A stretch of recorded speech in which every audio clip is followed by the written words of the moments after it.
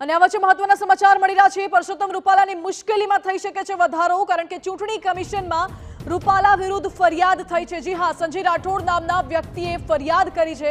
ક્ષત્રિય સમાજ પર ટિપ્પણી કરવા બાબતે ફરિયાદ દાખલ કરવામાં આવી છે।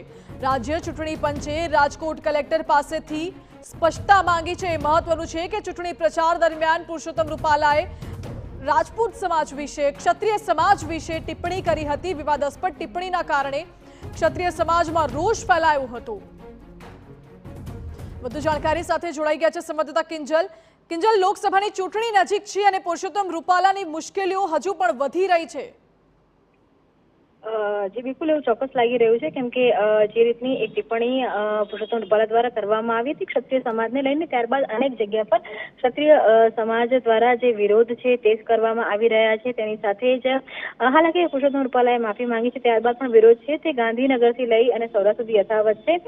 કેટલીક જગ્યા પર તો તેમને બદલવાની માંગ પણ છે તે થઈ ચૂકી છે। અને તમામની વચ્ચે સંજય રાઠોડ નામના એક વ્યક્તિએ ઇલેક્શન કમિશનની અંદર ફરિયાદ કરી છે અને સમગ્ર બાબતે આચારસંહિતા ભંગની વાત છે તે પણ કરવામાં આવી છે। ઇલેક્શન કમિશન દ્વારા આ અંગે રાજકોટ કલેક્ટરને જાણ કરવામાં આવી છે અને સમગ્ર મામલે અહેવાલ રજૂ કરવાનો જણાવવામાં આવ્યું છે।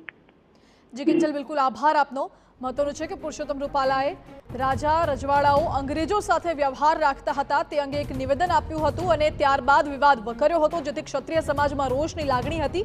ત્યારબાદ વિવાદ વકરતા પુરુષોત્તમ રૂપાલાએ સોશિયલ મીડિયા મારફતે માફી પણ માંગી હતી અને કહ્યું હતું કે હું માફી માંગુ છું, આ વિવાદ અહીં જ પૂરો કરવા માટે અપીલ પણ કરી હતી। પરંતુ તેમ છતાં લાગી રહ્યું છે કે ક્ષત્રિય સમાજનો રોષ હજુ શમ્યો નથી।